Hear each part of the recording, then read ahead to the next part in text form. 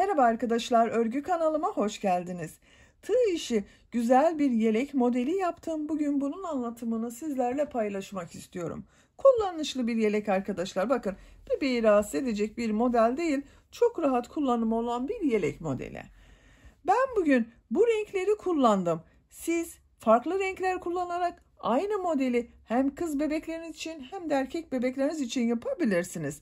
Her yaş için de uygun bir model arkadaşlar. Yeni doğan bebeği de yapabilirsiniz. 1, 2, 3, 5 her yaş çocuk için yapabilirsiniz. Yetişkinler için de bu model yeleği yapıp kullanabilirsiniz bak. Arka görüntüsü bu şekilde. Sadece trabzanlardan bu yeleğin örgüsünü yapıyoruz. Yaka bölümünde bak bu şekilde 3 tane düğme yaptım. Kullanışlı bir model. Örgünün ters tarafının görüntüsü bak bu şekilde. Ben bu şekilde bir renkli iplik kullanmayı tercih ettim arkadaşlar. Siz sade tek renk de yapabilirsiniz bu yeleğin örgüsünü. Kol uçlarında da yine bak yakada yaptığım gibi bir düz bir ters örgüler yaptım. Yelek örgüsünde iplik olarak ana renk iplik olarak ben bugün bu ipliği kullandım. Alize Şeker'in bebe ipliği. Kullandığım iplik üzerinde 100 gram iplikte 320 metre var. Renk numarası 3429. Bu iplikten arkadaşlar bak bir yumak iplik bitti, bu kaldı. Bir yumak iplik kullandım. 100 gram iplik kullandım bu yeleğin örgüsünde. Bu çevresinde bak yakanın çevresinde ve kol ucunda da bu renk iplik kullandım. Nakolux Minnoş Baby markalı bir iplik. Renk numarası 10084. Bu iplik üzerinde de 100 gram iplikte 340 metre yazıyor. Bundan da bir yumak iplikten bak bu kaldı. 50 gram iplik olması yeterli arkadaşlar. Tığ olarak da 5 numara 3 milimetre tığ kullandım. Siz istediğiniz numara tığ kullanabilirsiniz. Ben bugün bu iplikleri kullandım arkadaşlar. Bu yeleğin örgüsünü yaptım. Siz istediğiniz marka iplik ve renkleri kullanarak bu yelek örgüsünü yapabilirsiniz. Ölçülerini de size söylüyorum. Başlamadan önce fikriniz olsun. Bak 3 tane düğmeyi takıp çıkarması kolay.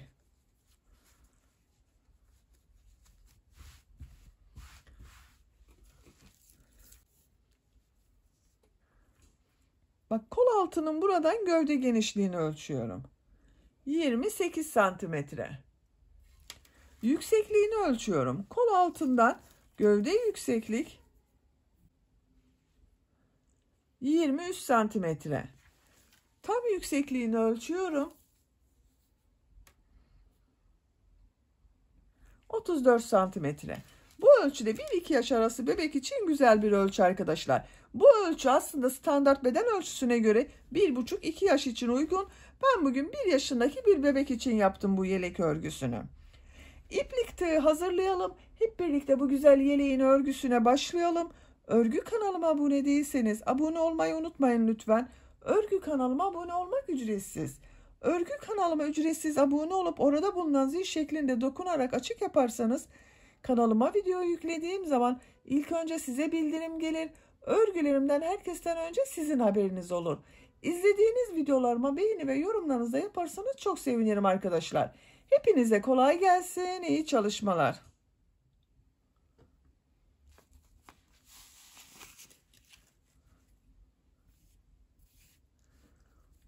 Örgüye yakadan zincir yaparak başlıyorum. Zincir yapabilmek için ilk ilmeği ben bu şekilde yapıyorum. Size nasıl kolay geliyorsa ilk ilmeği öyle yapabilirsiniz. Zincirleri yapmaya başlıyorum. Çok sıkı zincirler yapmıyorum. 55 zincir yapalım. 55 zinciri yaptım. Bakın çok sıkı zincir yapmadım arkadaşlar. Esnek bir zincir var. 55 zincirin kaç santimetre olduğunu ölçüyorum.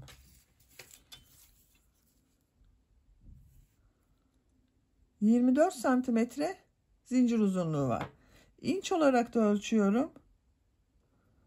9,5 inç. Benim elimin sıklığına göre 24 santimetre için 55 zincir yaptım arkadaşlar. Sizin eliniz sıkıysa daha fazla zincir yapmanız gerekebilir. Bu 55 zincirin içinde arkadaşlar kısa gelebilir. Sadece kol ve arka bölümün sayıları var. ön bölüm için 2 zincir yaptım ben. Bir ön bölüm için 1 zincir, diğer ön bölüm için de 1 zincir ayırıyorum. Ön bölümleri ön pattan arttırmalar yaparak elde ediyoruz. Bak 1, 2, 3 ilmek atlıyorum. 4.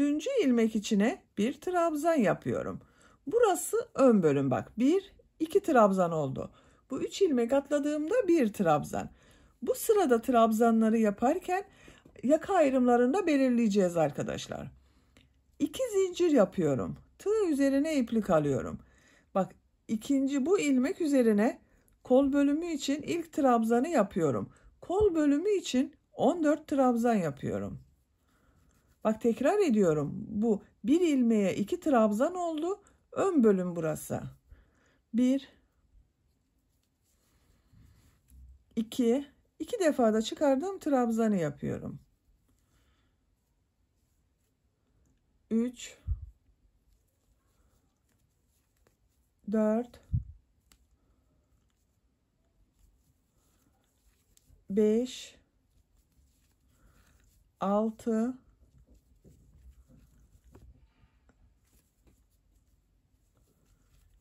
7, 8, 9, 10, 11, 12, 13, 14. Kol bölümü için buraya 14 trabzan yaptım. 2 zincir yapıyorum. Tığ üzerine iplik alıyorum. Arka bölüm için 22 trabzan yapıyorum. Ben biraz hızlı yapıyorum arkadaşlar. Bak 1, 2, 3, 4, 5, 6, 7, 8, 9, 10, 11, 12, 13, 14, 15, 16, 17, 18,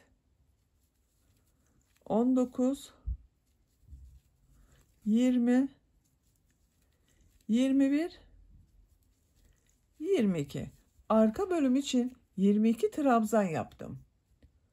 2 zincir yapıyorum. Diğer kol bölümü için 14 trabzan yapıyorum. Bak burada 14 trabzan yaptım.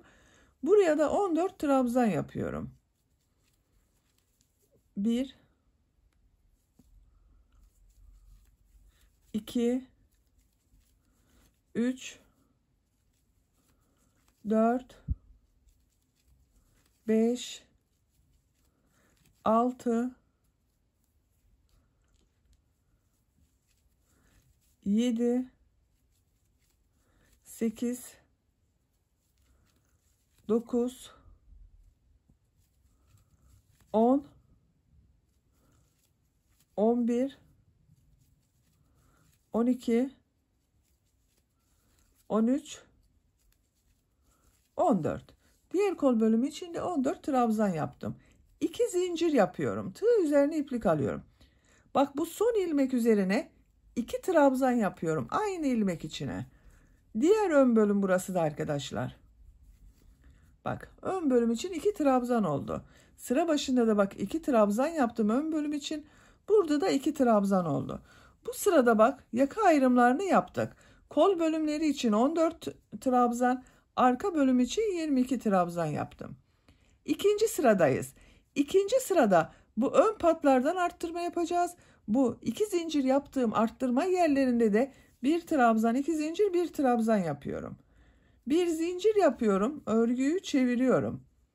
Bak bu ilk ilmek üzerine 2 trabzan yapıyorum. 1, 2. Bak arttırma trabzanı yaptım. Bu ilmek üzerine 1 trabzan yapıyorum. Bu arttırma zincirinin üzerine 1 trabzan, 2 zincir, 1 trabzan yapıyorum.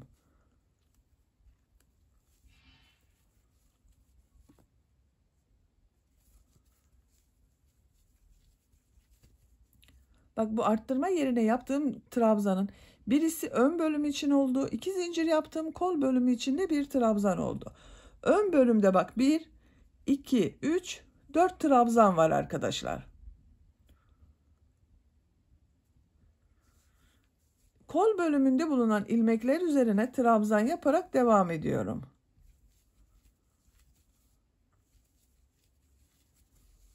Buraya kadar devam edelim.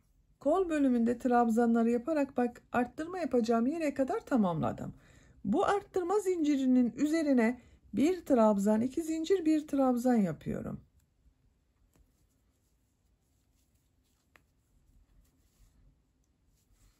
Arka bölümde bulunan ilmekler üzerine trabzan yaparak devam ediyorum. Bak, buraya da bir trabzan, 2 zincir, bir trabzan yaptım. Buraya kadar devam edelim. Arttırma yapacağım yere kadar arka bölümde trabzanları yaptım.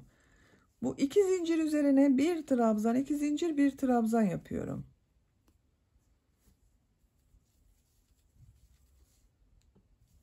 Diğer ilmeklere birer defa trabzan yapıyorum.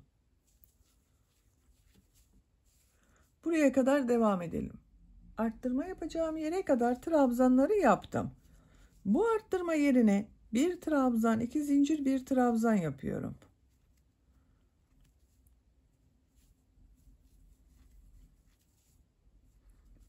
Bak, burada 2 trabzan var arkadaşlar. Bir bu var, bir de 3 ilmek atlayarak yaptığım bir trabzan var. Bu ilk ilmek üzerine bir trabzan yapıyorum. Tığ üzerine iplik alıyorum.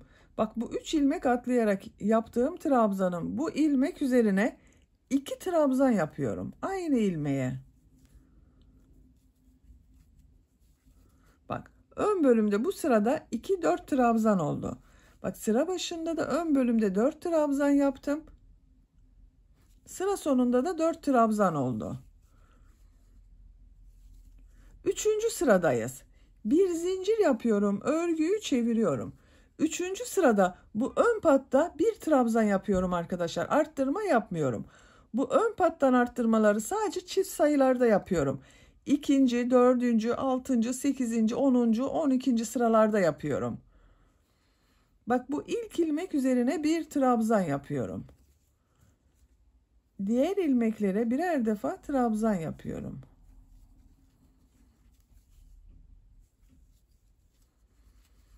Bu sırada bu arttırma yerlerinde bak, burada, burada, burada ve burada 2 trabzan, 2 zincir, 2 trabzan yapıyoruz.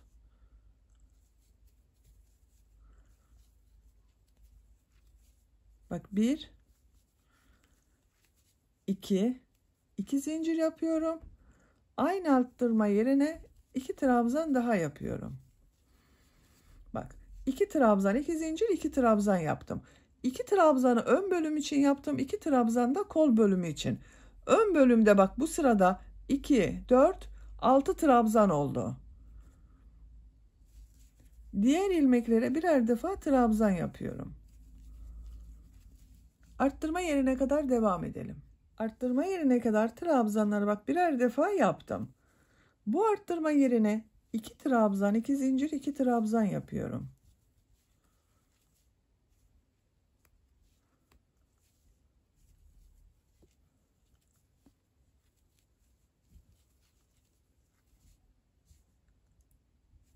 Diğer ilmeklere birer defa trabzan yapıyorum.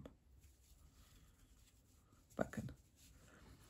Bu bak, burada, burada, burada ve burada bu 4 yerden arttırmaları bir sırada, bir alt sırada yaptığım gibi bir trabzan, 2 zincir, bir trabzan yapacağız. Şimdiki sırada yaptığım gibi 2 trabzan, 2 zincir, 2 trabzan yapacağız. Dönüşümlü olacak arkadaşlar. Bir sırada bir trabzan, 2 zincir, bir trabzan. İkinci sırada 2 trabzan, 2 zincir, 2 trabzan yapıyoruz. Bu ilmeklere birer defa trabzan yapalım. Burada ve burada arttırma yapacağız arkadaşlar. Yine buraya kadar devam edelim. Bak, buraya kadar tamamladım arkadaşlar. Bu arttırma yerinde de 2 trabzan, 2 zincir, 2 trabzan yaptım. Buraya da 2 trabzan, 2 zincir, 2 trabzan yapıyorum.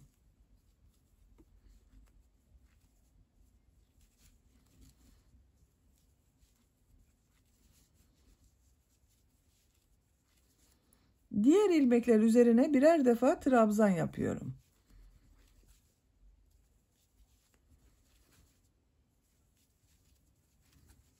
Bak bu sırada bu son ilmeğe bir trabzan yapıyorum. Önceki sırada 2 trabzan yaptım. Burada bir trabzan yaptım. 2, 4, 6 trabzan oldu ön bölümde. Bakın arkadaşlar, yakanın görüntüsü böyle görünüyor. 4. sıradayız. 4. sırada bu ön patlarda ikişer defa trabzan yapacağız, arttırma yapacağız. Bak buraya ve buraya birer trabzan fazladan yapıyorum. Bu arttırma yerlerinde de bir trabzan, 2 zincir, bir trabzan yapıyorum. 4. sıra bak çift sayı. Çift sayıda ön pattan arttırma yapıyorum. Bir zincir yapıyorum, örgüyü çeviriyorum. Bu ilk ilmek üzerine 2 trabzan yapıyorum. Diğer ilmeklere birer defa trabzan yapıyorum. Bak burada aynı ilmeğe 2 trabzan yaptım.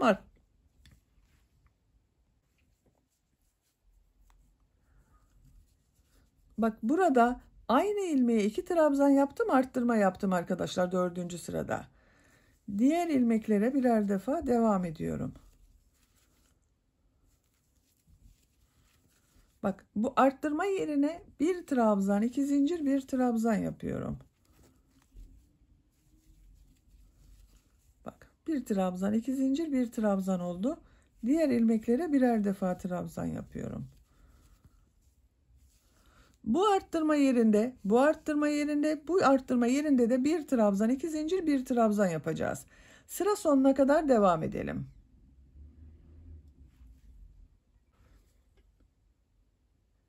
Sıra sonuna kadar tamamladım. Son ilmek üzerine bak 2 trabzan yapıyorum.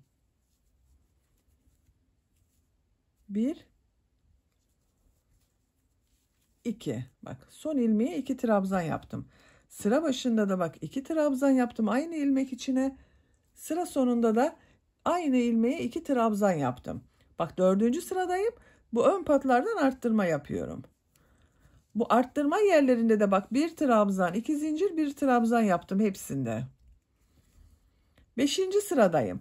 5. sırada bu ön pattan arttırma yapmıyorum. Bu arttırma yerlerinde 2 trabzan, 2 zincir, 2 trabzan yapıyorum. Bir zincir yapıyorum, örgüyü çeviriyorum. İlk ilmek üzerine trabzan yapıyorum. Bak bir trabzan yaptım. Diğer ilmekler üzerine birer defa trabzan yapıyorum.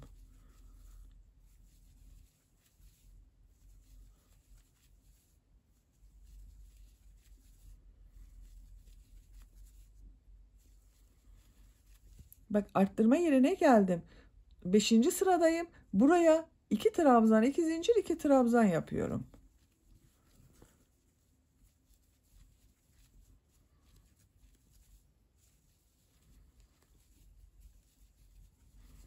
Bakın arkadaşlar. 2 trabzan, 2 zincir, 2 trabzan yaptım. Ön bölümde kaç trabzan olduğunu sayıyorum. Bak bu 5. sırada. 2, 4, 6, 8, 10 trabzan var ön bölümde. Diğer ilmeklere birer defa trabzan yapıyorum.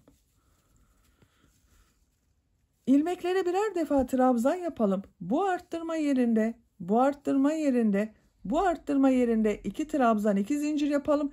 Sıra sonunda bir trabzan yapıyoruz. Zincir yapıp geriye dönelim. 6. sırada bu ön patta aynı ilmeğe bak arttırma yapıyoruz. 2 trabzan yapalım. Arttırma yerlerinde de bir trabzan, 2 zincir, bir trabzan yapalım. Bu şekilde dönüşümlü olarak yakanın örgüsü devam edecek. Bak şöyle katlayarak da göstermek istiyorum. Bakın arkadaşlar. Ön bölümler böyle. Bu ön bölümlerden bak tekrar ediyorum. Bu sıra başında ve sıra sonunda arttırmaları bir sırada yapıyoruz, bir sırada yapmıyoruz. Bu arttırma yerlerinde de 4 yerde bir sırada bir trabzan, 2 zincir, bir trabzan yapıyoruz. İkinci sırada 2 trabzan, 2 zincir, 2 trabzan. Bir sonraki sırada tekrar bir trabzan, 2 zincir, bir trabzan şeklinde. Yakanın örgüsünü bu şekilde düzenli arttırmalar yaparak yapacak olduğunuz çocuğun büyüklüğüne göre 10, 11, 12 sıra kadar tamamlayalım gelelim. yakanın örgüsünü arttırmalar yaparak 11 sıra olarak yaptım. Sayıyorum bak. 1, 2, 3, 4, 5, 6, 7, 8, 9, 10. 11 sıra trabzan sırası oldu. Santimetre olarak ölçüyorum. 10 santimetrede yükseklik var arkadaşlar. Benim yapacağım ölçü için bu 10 santimetrelik yaka yüksekliği yeterli. Siz biraz daha büyük olsun istiyorsanız 1 veya 2 sıra daha fazla devam edebilirsiniz bu arttırmalara. Arttırmaları bak, buralarda 4 yerde bir sırada bir trabzan 2 zincir bir trabzan yaptım. İkinci sırada 2 trabzan 2 zincir 2 trabzan yaptım.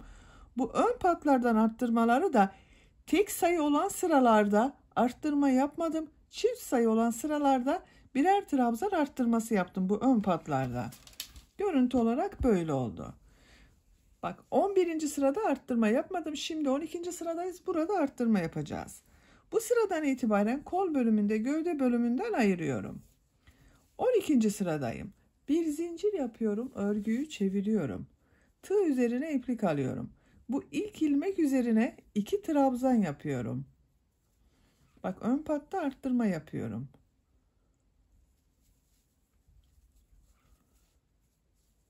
Diğer ilmeklere birer defa trabzan yapıyorum.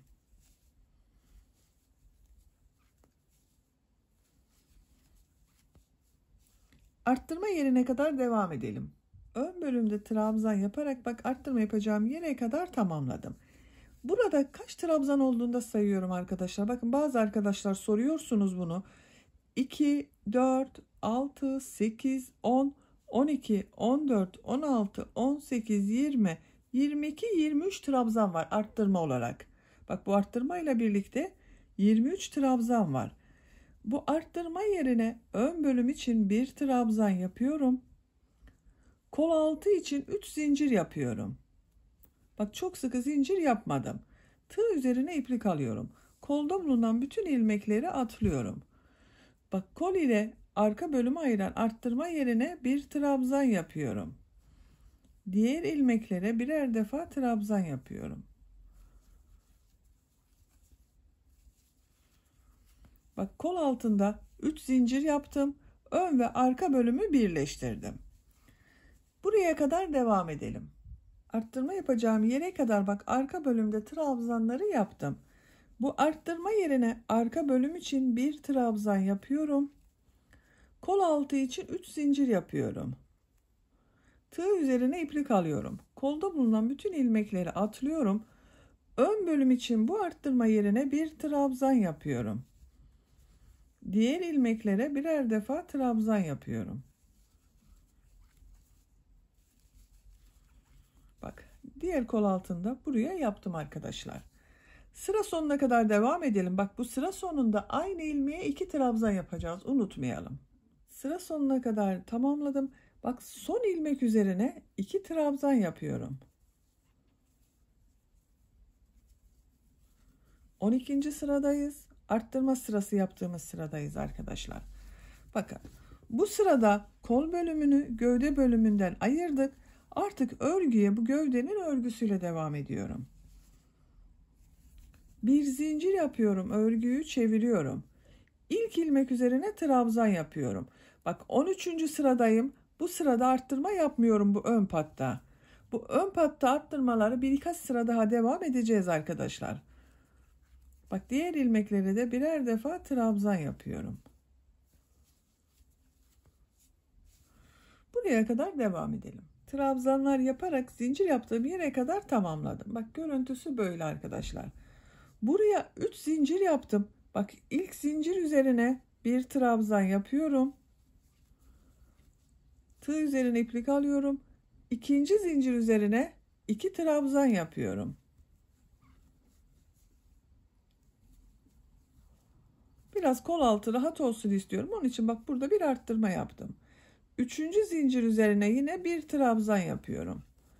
Siz biraz geniş olsun derseniz bu 3 zincir üzerine de ikişer defa trabzan yapabilirsiniz.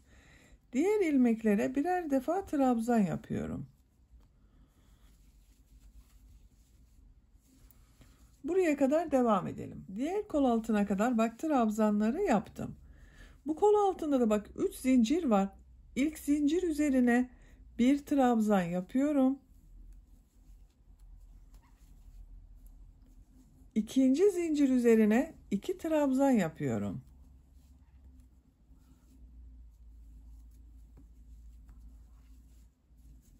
Bak üçüncü zincir üzerine de yine bir trabzan yapıyorum. Diğer ilmeklere birer defa trabzan yapıyorum.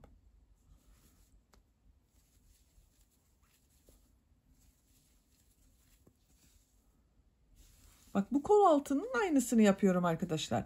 Siz bu kol altında her ilmeğe ikişer defa trabzan yaptıysanız buraya da ikişer defa trabzan yapacaksınız. Sıra sonuna kadar devam edelim. Sıra sonuna kadar tamamladım. Bak son ilmeğe bir trabzan yaptım arkadaşlar. 13. sıradayız. Bu sırada ön patlarda arttırma yapmıyorum. Bak bu şekilde oldu.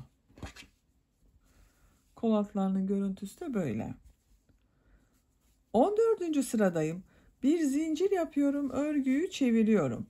Bak bu çift sayı olduğu için 14. sırada bu ön patlardan arttırma yapıyorum. İlk ilmek içine 2 trabzan yapıyorum. 2 trabzan yaptım. Diğer ilmeklere birer defa trabzan yapıyorum. Her ilmek üzerine birer defa trabzan yapıyorum. Sıra sonuna kadar devam edelim. Sıra sonunda bir zincir yapıp geriye dönelim. Bak sıra sonunda yine arttırma yapacağız arkadaşlar ön patta. Bu ön patlardan arttırmayı bak 14. sırada yaptık. 15. de yapmıyorum. 16. sırada arttırma yapıyorum. 17. sırada yapmıyorum. 18. sırada tekrar arttırma yapıyorum. Bu şekilde 18. sıraya kadar devam edelim. 18. sıraya kadar tamamladım. Bak 18. sırada bu sıra sonunda ve sıra başında bir ilmeğe ikişer defa trabzan yaptım. Ön patlardan arttırmaları bu sırada bitiriyorum. Bakın arkadaşlar başlangıçtan sayalım. 1, 2, 4, 6, 8, 10, 12, 14, 16, 18. 18 sıra olasıya kadar ön patlardan bir sırada arttırma yaptım, bir sırada arttırma yapmadım. Bu sıradan itibaren arttırmaları bitiriyorum artık. Bir zincir yapıyorum, örgüyü çeviriyorum. İlk ilmek üzerine trabzan yapıyorum. Diğer ilmeklere trabzan yaparak devam ediyorum. Bakın artık ön patlardan arttırma yapmayacağız. Bu ön patların örgüsünü düz yaparak gövdenin örgüsünü yapacağımız çocuğun büyüklüğüne göre tamamlayalım. Gövde bölümünün örgüsünü bak ben işaret yaptım arkadaşlar.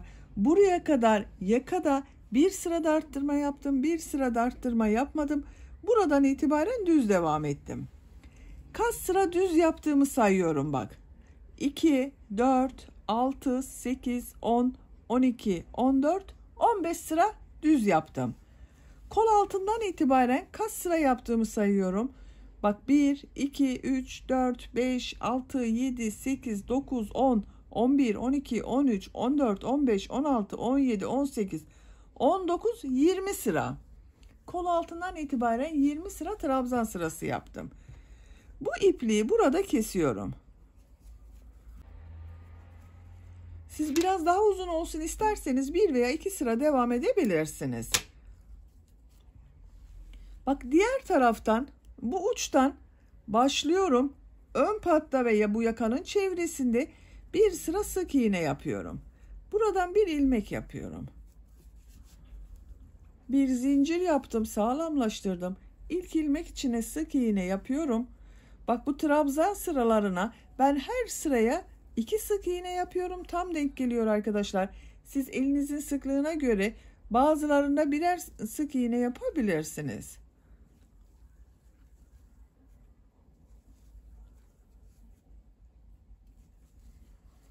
Bak bu şekilde sık iğne yapıyorum. Bu yaka çevresinde sık iğne yaparak buraya kadar tamamlayalım. Yaka çevresinde sık iğne yaparak bak diğer uç noktaya kadar tamamladım. Sık iğne yaptım arkadaşlar. İpliği kesiyorum.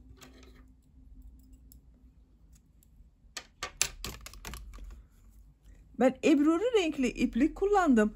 Bu yaka çevresinde ve bu etek ucunda bu renk bir iplik kullanmak istiyorum arkadaşlar. Siz tek renk yapıyorsanız ipliği kesmeden buradan devam edebilirsiniz. Ben bu renk iplik ile başlıyorum. Bak, bu ipliği kestiğim ilmekten bu renk iplik ile ilmek yapıyorum. Dediğim gibi siz aynı renk ile devam edeceksiniz. Bu ipliği kesmeden devam edebilirsiniz. Zincir yaptım, sağlamlaştırdım. 2 zincir yapıyorum. Bak, bu ilk ilmek üzerine trabzan yapıyorum. Trabzan sırası yapıyoruz.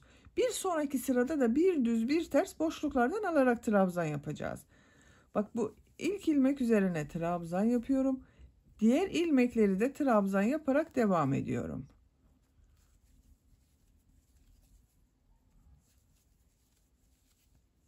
Bu şekilde. Her ilmeğe birer defa trabzan yapıyorum.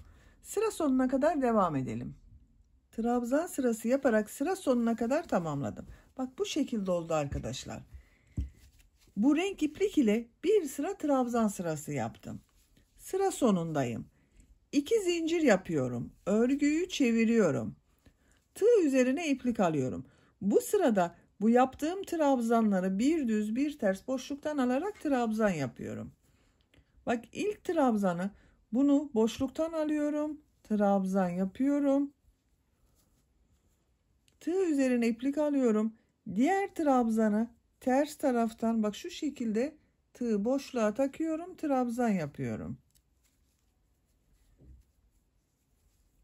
Düz taraftan boşluktan alıyorum. Trabzan yapıyorum. Ters taraftan boşluktan alıyorum. Trabzan yapıyorum.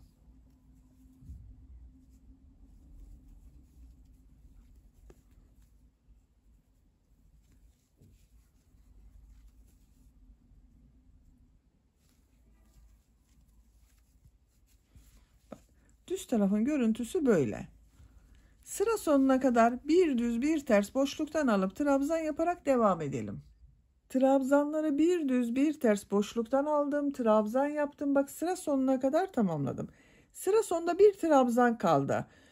2 zincir yaparak yaptığım bir trabzan, bak bu. Tığ üzerine iplik alıyorum. Bu boşluğa tığ takıyorum. Trabzan yapıyorum. Bakın arkadaşlar. Bu sırada trabzanları bir düz bir ters boşluktan aldık. Trabzan yaptık. 2 zincir yapıyorum. Örgüyü çeviriyorum. Bu sırada bu yaptığım trabzanları nasıl görüyorsam o şekilde boşluktan alarak trabzan yapıyorum. İlk trabzan bak ters tarafta görünüyor. Ters taraftan boşluktan alıyorum, trabzan yapıyorum. Düz tarafta görünüyor, bak düz taraftan boşluktan alıyorum, trabzan yapıyorum.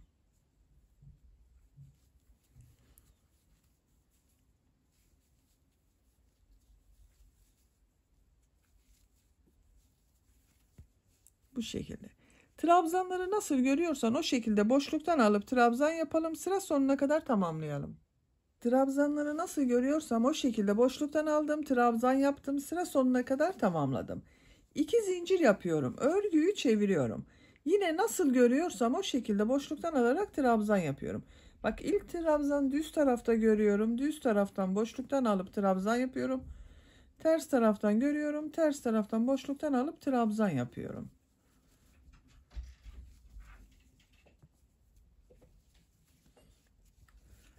Arkadaşlar, burası tercihinize göre. Bak, bu 3 sırada da bitirebilirsiniz. Bak, 1, 2, 3 sıra görünüyor. Burada da bitirebilirsiniz. Şimdiki yaptığım gibi 4 sıra yapabilirsiniz. 5 sıra yapabilirsiniz. Bu şekilde bu bir düz bir ters örgüleri sıra sonuna kadar devam edelim. Tercihinize göre bir sıra daha devam edebilirsiniz. Tamamlayalım, gelelim. 5 sıra olarak yaptım. Sayıyorum bak. 1, 2, 3, 4, 5. Birinci sırada trabzan sırası yaptım. İkinci sırada bir düz bir ters boşluktan aldım. Trabzan yaptım. 3, 4 ve 5. sırada da nasıl görüyorsam o şekilde boşluktan alarak trabzan yaptım. Bak, görüntü olarak böyle oldu arkadaşlar. Siz isterseniz burayı 4 sıra yapabilirsiniz veya 6 sıra yapabilirsiniz. Burası tercihe göre değişir arkadaşlar. Şimdi yakanın çevresinde de burada yaptığım gibi bir düz bir ters örgüler yapıyorum. 2 zincir yapıyorum. Tığ üzerine iplik alıyorum. Bu ilk ilmek üzerine trabzan yapıyorum. İlk sırada trabzan sırası yapıyorum. Bak, her sıraya 2 trabzan olacak şekilde yapıyorum burayı arkadaşlar.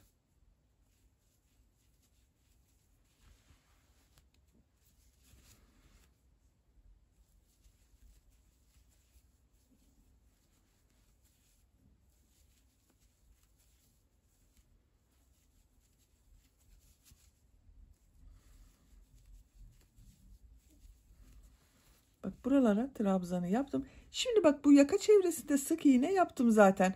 Bu sık iğneler üzerine birer defa trabzan yapıyorum. Bak, her ilmek üzerine bir trabzan yapıyorum.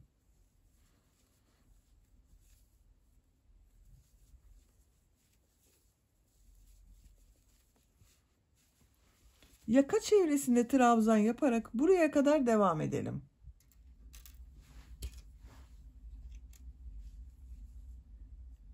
Yakanın çevresinde trabzan yaparak bak, diğer uç noktaya kadar tamamladım. Görüntü olarak böyle oldu arkadaşlar. Diğer uç noktada da bak, bu trabzan sıralarına 2'şer defa trabzan yaptım. Şimdiki sırada bir düz bir ters boşluktan alarak trabzan yapacağız bu trabzanlara. Bu trabzan sırasını yaparken buraya da 3 tane düğme iliği yapıyorum arkadaşlar. Erkek bebek için bazı arkadaşlar sol tarafa yapmayı tercih ediyor bu düğme iliğini. Eğer siz sol tarafa yapmak istiyorsanız düğme iliği için olan yerleri buraya işaret yapabilirsiniz. Ben bugün diğer tarafta gösteriyorum. Bak, buraya düğme iliği için işaret yerlerini yapalım bak. İlk düğme iliğini buraya, düz yaptığım yere bak, düz yapmaya başladığım, arttırmayı bitirdiğim yere yapıyorum. Bak, burada arttırmayı bitirdim. Buraya işaret yapıyorum. Diğer düğme iliğini şuraya bak. Bu örgüye başladığım buraya yapıyorum. Üçüncü düğme iliğinde tam ortaya arkadaşlar. Şu şekilde işaret yapabilirsiniz. İkisinin ortası. Bak, ben buraya işaret yaptım. Dediğim gibi siz sol tarafa yapmayı tercih ederseniz bu işaretleri bu taraftan yapabilirsiniz. 2 zincir yapıyorum. Örgüyü çeviriyorum. Bir düz bir ters boşluktan alarak trabzan yapıyorum. Tığ üzerine iplik alıyorum. Bu ilk trabzanı bak, düz taraftan boşluktan alıyorum, trabzan yapıyorum. Ters taraftan boşluktan alıyorum, trabzan yapıyorum.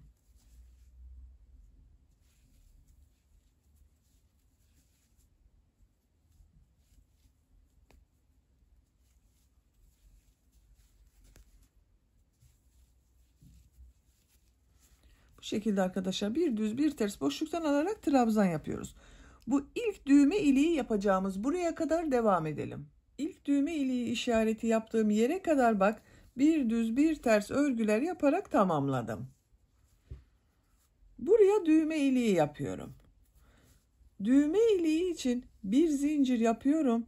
Tığ üzerine iplik alıyorum. Bak, en son ters taraftan boşluktan aldım, trabzan yaptım. Bu işaret yaptığım trabzanı atlıyorum. Diğer trabzanı ters taraftan boşluktan alarak trabzan yapıyorum. Bak, yine düzeni bozmuyorum arkadaşlar. Bu atlama yaptığımda düz taraftan yaptığım trabzan olacaktı. Bir düz bir ters boşluktan alarak devam ediyorum. Diğer düğme iliğine kadar devam ediyorum.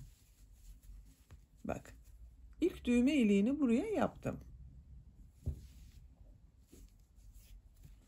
Bu iki düğme iliği arasında arkadaşlar eşit sayıda olmasına dikkat edin. Bak, burasıyla burası eşit olsun.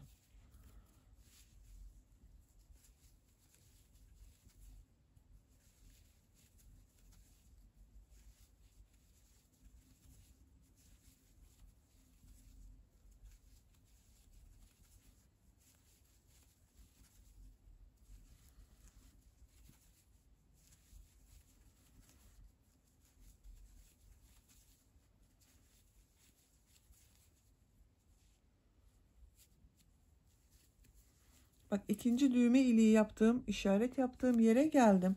Yine ters taraftan bak boşluktan aldım, trabzan yaptım. Bir zincir yapıyorum. Tığ üzerine iplik alıyorum. Bu bir ilmeği atlıyorum. Diğer trabzanı ters taraftan boşluktan alıyorum, trabzan yapıyorum. Bak ikinci düğme iliğini de buraya yaptım. Yine bir düz bir ters boşluktan alarak trabzan yapıyorum.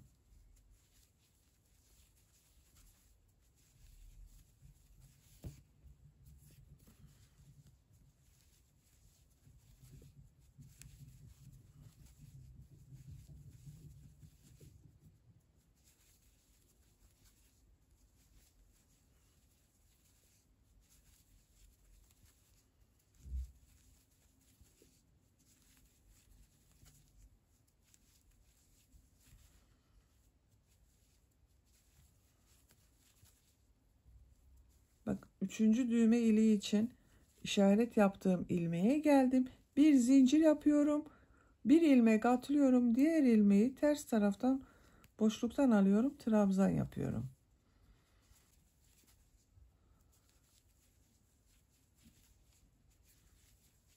Sıra sonuna kadar bu şekilde devam ediyorum.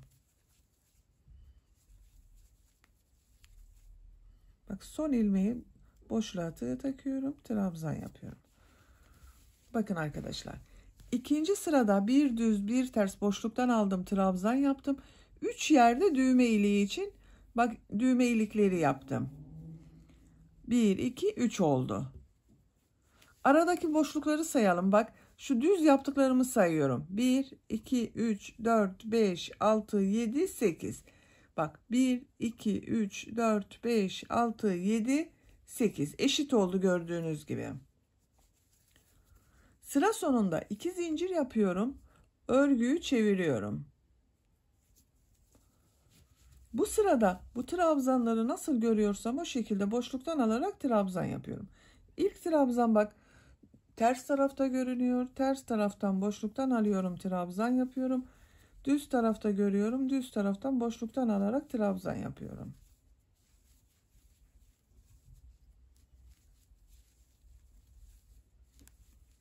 Bak düğme iliği yaptığım yere geldim. Tığ üzerine iplik alıyorum.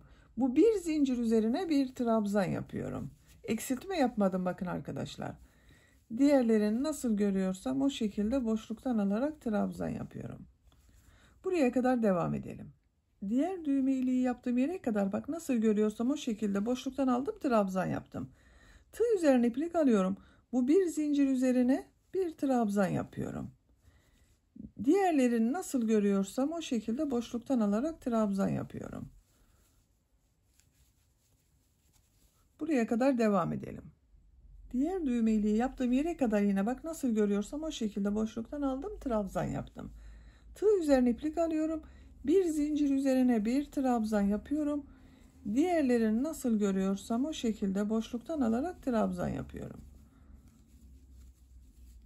Bakın arkadaşlar bu şekilde oldu. Bu trabzanları nasıl görüyorsan o şekilde boşluktan alıp trabzan yapalım. Sıra sonuna kadar tamamlayalım. Sıra sonuna kadar nasıl görüyorsam o şekilde boşluktan aldım, trabzan yaptım. Bak son ilmeğe de trabzanı yaptım. İpliği kesiyorum.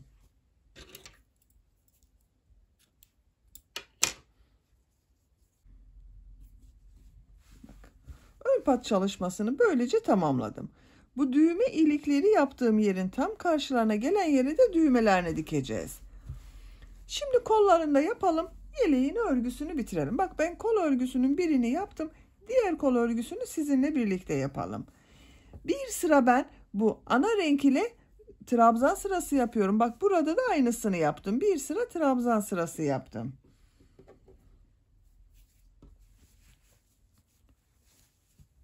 Kol altında bulunan ilmekten bak 3 zincir yaptım. Ortada bulunan ilmeğe iplik bağlıyorum. Örgünün gelişine bakıyorum. Bak bu şekilde devam etmiyorum. Örgüyü çeviriyorum. Böyle devam etmem gerekiyor arkadaşlar. Bu gövde bölümüyle farklı olmasın diye. Bu ilmekten bir ilmek yapıyorum. Tığ üzerine iplik alıyorum. Bak bu arttırma yaptığımız ilmek var. Buraya 2 trabzan yapıyorum.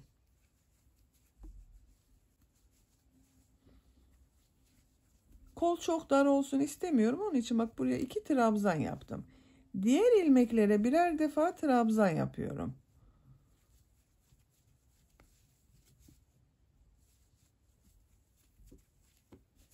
Sıra sonuna kadar devam edelim. Sıra sonuna kadar tamamladım. Sıra sonunda bak bu arttırma yerine yine 2 trabzan yapıyorum.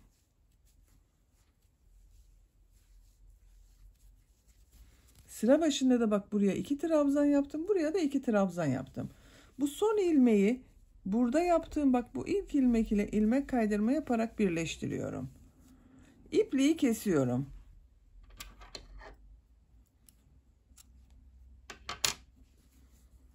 Diğer renkli iplik ile devam ediyorum arkadaşlar. Burada yaptığımız gibi bir düz bir ters örgüler yapacağız.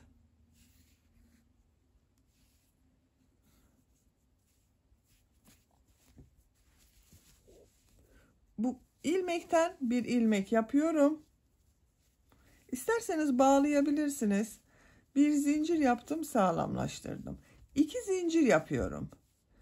Her ilmek üzerine bir trabzan yapıyorum bak.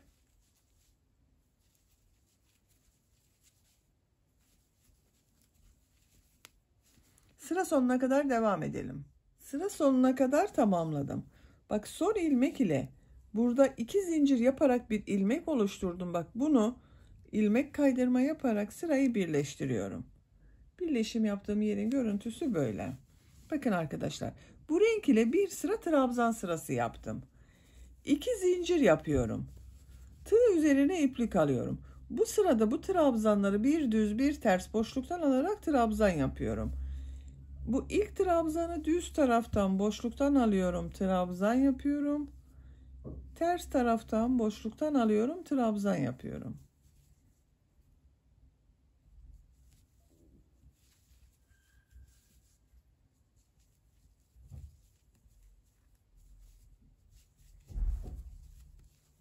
Sıra sonuna kadar devam edelim. Sıra sonuna kadar tamamladım. Bak son trabzanda düz taraftan boşluktan aldım, trabzan yaptım.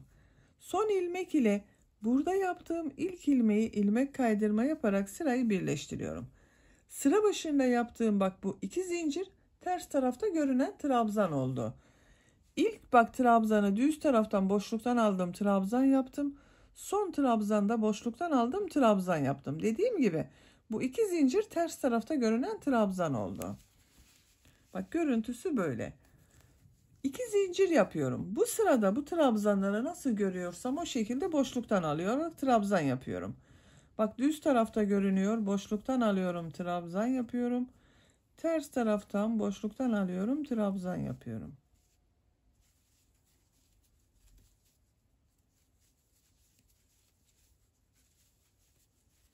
Sıra sonuna kadar devam edelim. Sıra sonuna kadar tamamladım. Son ilmek ile ilk ilmeği ilmek kaydırma yaparak sırayı birleştiriyorum. İpliği kesiyorum. Kolun örgüsünü de tamamladım. Yeleğin örgüsünü de bitirdim. Bakın arkadaşlar, kolun örgüsü böyle oldu. Ben diğer kolun örgüsünü yapmıştım. Siz de diğer kolun örgüsünü bu kol gibi başlayıp aynı şekilde yapabilirsiniz. Böylece yeleğin örgüsünü tamamen bitirmiş oldum. Bak düğmelerini de diktim ben. 3 düğme iliği yaptım bak. 1, 2, 3. Tam karşılarına gelen yere düğme diktim. Takıyorum. Ben bu şekilde metal bir düğme yapmayı tercih ettim. Siz istediğiniz gibi düğme kullanabilirsiniz. Bakın. Bu şekilde oldu. Çok güzel oluyor. Yelek örgüsünde iplik olarak bir yumak iplik tam bitti arkadaşlar. Bakın bu kaldı. Bir yumak iplik kullandım bu renkten. Diğer iplikten de çok az kullandım. Bak bir yumaktan daha bu var elimde. Bitmiş olarak size ölçülerini söylüyorum. Kol altının buradan gövde genişliğini ölçüyorum. 28 santimetre. Yüksekliğini ölçüyorum. Kol altı yükseklik 23 santimetre. Omuzdan itibaren tam yüksekliğini ölçüyorum. 34 santimetre. Bu ölçüde 1-2 yaş arası bebek için güzel bir ölçü oldu. Beni dinlediğiniz ve izlediğiniz için hepinize çok teşekkür ederim. Örgü kanalıma abone değilseniz abone olmayı unutmayın lütfen. Örgü kanalıma abone olmak ücretsiz. Örgü kanalıma ücretsiz abone olup orada bulunan zil şeklinde dokunarak açık yaparsanız kanalıma video yüklediğim zaman ilk önce size bildirim gelir. Örgülerimden herkesten önce sizin haberiniz olur. İzlediğiniz videolarıma beğeni ve yorumlarınızı da yaparsanız çok sevinirim arkadaşlar. Sizlerle yeni örgülerde görüşmek dileğiyle. Hoşça kalın, sevgiyle kalın.